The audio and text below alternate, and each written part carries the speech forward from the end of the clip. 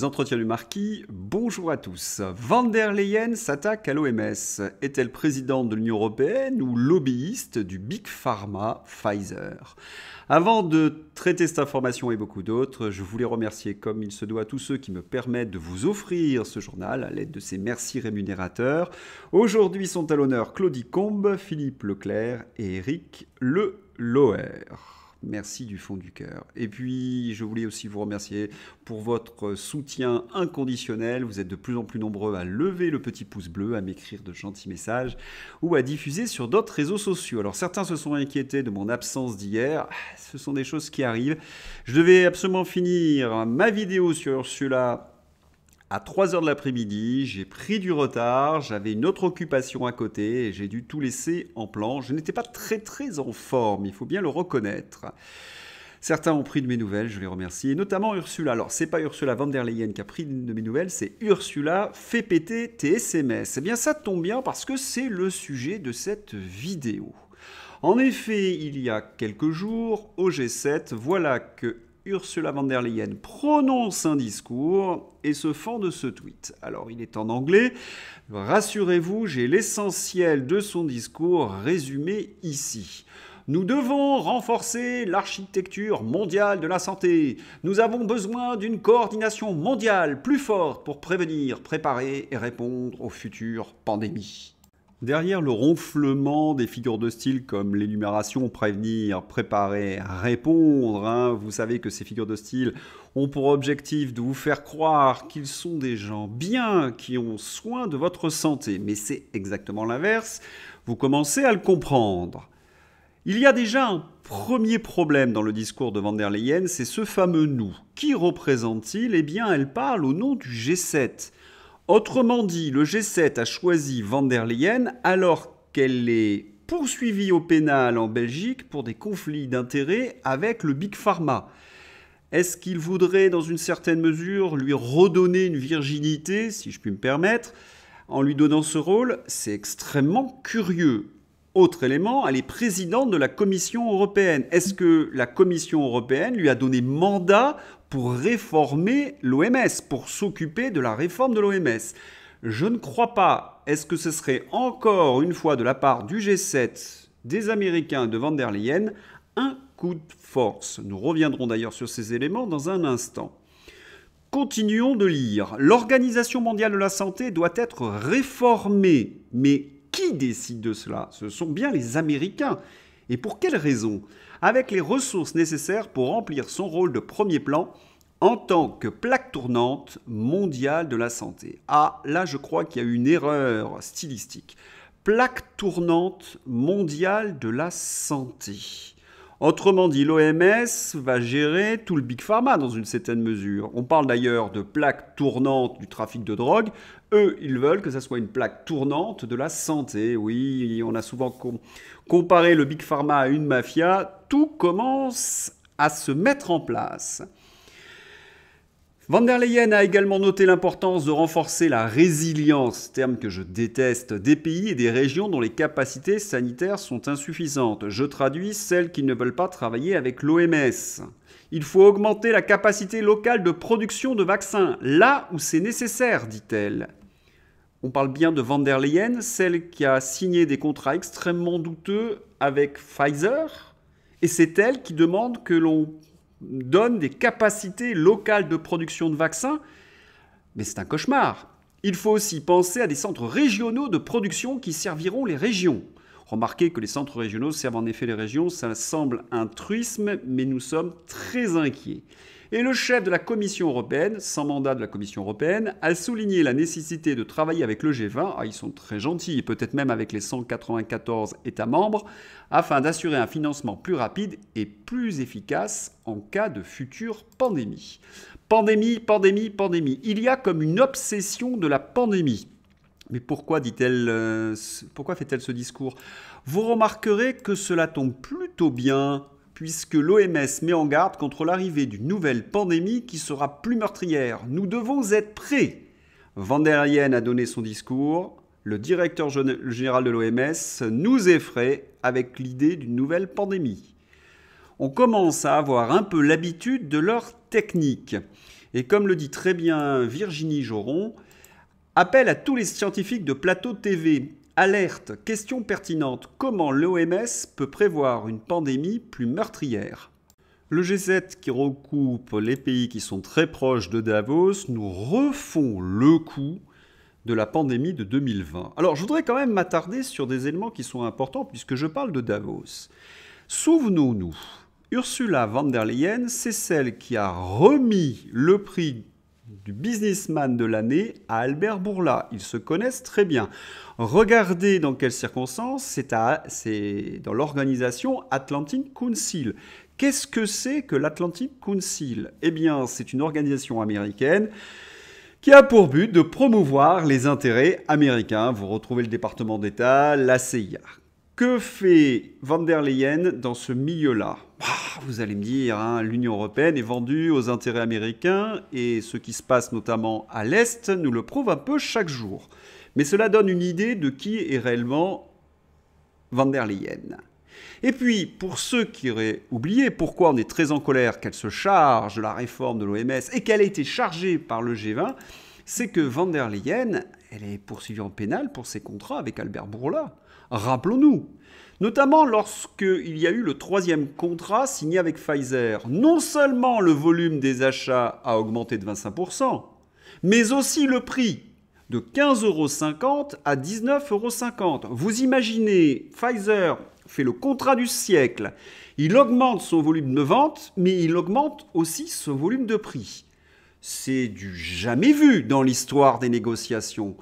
Un méga deal unique dans l'histoire où les prix unitaires augmentent également avec l'augmentation des quantités achetées, où vous avez vu une chose pareille. Et c'est Ursula von der Leyen qui est au centre de cette négociation. Je vous avais parlé du mandat pour réformer l'OMS, mais elle n'a jamais eu le mandat pour signer ce type de contrat. Ce fut un coup de force. Davos est-il en train, avec le G7, avec Biden, sont-ils en train d'organiser des coups de force pour réformer l'OMS et nous préparer une nouvelle pandémie? En outre, la Commission a accordé à Pfizer, qui domine déjà le marché, un quasi-monopole sur le marché européen des vaccins, ce qui constitue une violation flagrante du droit européen de la concurrence. Enfin, la responsabilité des producteurs, les ajustements contractuels et les clauses de sortie ont été largement exclus. Et là, on va devoir faire une petite digression. En 2021, lorsque la vaccination a commencé, on a vendu aux Français les vaccins Pfizer, il y avait aussi AstraZeneca, Johnson & Johnson, comme sûrs et efficaces. Les autorités sanitaires ont exclu Sinovac, le vaccin chinois, et Sputnik, le vaccin russe, sous prétexte qu'il n'était pas du tout efficace. Alors, je ne connais pas l'efficacité de ces vaccins. Par contre, Pfizer, nous avons des données très spécifiques. Je vous renvoie d'ailleurs à un tweet que j'avais écrit à l'époque sur l'Australie. En janvier 2021, alors que la population australienne était vaccinée à plus de 95%, lorsque Omicron arrive, alors qu'il y avait quasiment, vous voyez, il n'y avait pas de cas de Covid en Australie, vous avez eu des pics gigantesques. Et encore, le schéma ne représente pas totalement la réalité parce que le gouvernement en panique a demandé d'arrêter de faire des tests à la population australienne. Vous voyez la hauteur. On est arrivé à un moment donné à 250 000 cas et le ministre de la Santé nous a dit que c'était peut-être 1 million de cas par jour. Et vous regardez maintenant le diagramme sur la mortalité sur une population entièrement vaccinée. Que doit-on en déduire? Eh bien, l'OMS nous l'a dit, le pchout de Pfizer ne protège ni de l'infection ni de la transmission. On nous a vendu donc des vaccins étrangers n'étant pas très efficaces, mais alors quel est le degré d'efficacité du pchout Pfizer? On peut là encore s'interroger. Comme je le dis assez bien dans ce tweet, la seule efficacité de Pfizer, et là c'est indéniable, tout le monde est d'accord, il n'y a pas de débat scientifique, c'est sur les bénéfices. Oui, les bénéfices ont explosé pour Pfizer. Et c'est là où nous avons un énorme problème. Je l'avais déjà écrit en 2021 avant de connaître les résultats. À partir du moment où une société fait 100 milliards de bénéfices, elle va avoir besoin, pour payer ses investisseurs, d'assurer ces marchés. Quel est le meilleur moyen pour assurer ces marchés ? Faire en sorte que l'OMS fasse des campagnes de vaccination toutes les 2-3 ans avec leurs produits. Vous commencez à comprendre ce qui est en train de se passer. Alors vous allez me dire, oui, mais là, il faudrait qu'il y ait de la corruption. Et Pfizer est une entreprise tout à fait honnête et que jamais elle se permettrait de faire ce genre de choses. Vraiment ? Eh bien, on continue. L'accord a été conclu après que Mme van der Leyen a eu un échange d'appels directs téléphoniques et de messages courts avec Albert Bourla, le PDG d'un fabricant de renommée mondiale de stimulants sexuels qui, d'après les propres antécédents de l'entreprise, doit être qualifié au mieux de louche, voire de crypto-criminel. Aucune autre entreprise pharmaceutique au monde n'a dû être réprimandée par les autorités et les tribunaux pour ses pratiques commerciales aussi souvent que Pfizer, en moyenne 4 fois par an. En 22 ans, l'entreprise a fait l'objet de 90 sanctions documentées, dont certaines ont été précédées de graves violations de la loi. Il ne s'agit que de celles qui ont été découvertes. Madame van der Leyen semble avoir réussi à saper les négociations officielles de l'Union européenne. C'est ce que je vous ai dit, elle n'avait pas le mandat, c'est un coup de force de sa part. Et on commence à comprendre pourquoi, vu, j'ai envie de dire, les amitiés qu'elle a, semble avoir réussi à saper les négociations officielles de l'Union européenne avec l'industrie pharmaceutique qui était censée se dérouler selon un protocole établi par les négociateurs et des experts mandatés par la Commission. Elle a donc détourné les règles de l'Union européenne pour permettre à Pfizer de signer un méga contrat en situation de monopole. Vous comprenez mieux dans ces conditions pourquoi elle est poursuivie par la justice. Et c'est elle qui a été choisie par le G7 pour réformer l'OMS. Là, on nage en plein délire. Alors, je vais reposer ma question. Van der Leyen est-elle présidente de la Commission européenne ou lobbyiste pour l'industrie pharmaceutique ? Je vous laisse le soin de répondre. Vous avez aussi remarqué qu'elle demandait que l'Afrique soit vaccinée. Ah bah ça tombe bien, parce que c'est aussi la demande de l'OMS. Un hasard certainement, lorsqu'on sait que Pfizer n'a pas pénétré le marché africain. L'OMS s'acharne à vouloir atteindre 70% de vaccinés Covid en Afrique et le redit aujourd'hui. Les Africains en sont très loin. Ils ont eu bien moins de morts que chez nous qui ont obéi à l'OMS. Laissez l'Afrique libre et tranquille. C'est ce que je vous disais il y a un instant. Pfizer, s'il veut assurer ses bénéfices, c'est-à-dire ses rendements pour ses investisseurs, il est obligé de sécuriser certains marchés. Si l'OMS lui permet de vacciner la terre entière tous les 2-3 ans, il n'y aura plus de problème pour ce Big Pharma. Les choses se mettent en place. Maintenant, il faut s'interroger sur le bilan de la gestion de la pandémie par Big Pharma. La première chose que l'on doit constater, c'est que tous ceux qui ont essayé de s'opposer à son mandat, qui ont essayé de dire que les choses ne devaient pas se passer de cette manière, ont été persécutés. En témoigne d'ailleurs le professeur Raoult. Tous les gens qui m'ont persécuté avaient des conflits d'intérêts illégaux, et notamment avec l'industrie pharmaceutique. Et lorsqu'il a essayé d'influer sur le conseil scientifique, notamment au niveau des confinements, voilà ce que lui a répondu le professeur Delfrécy.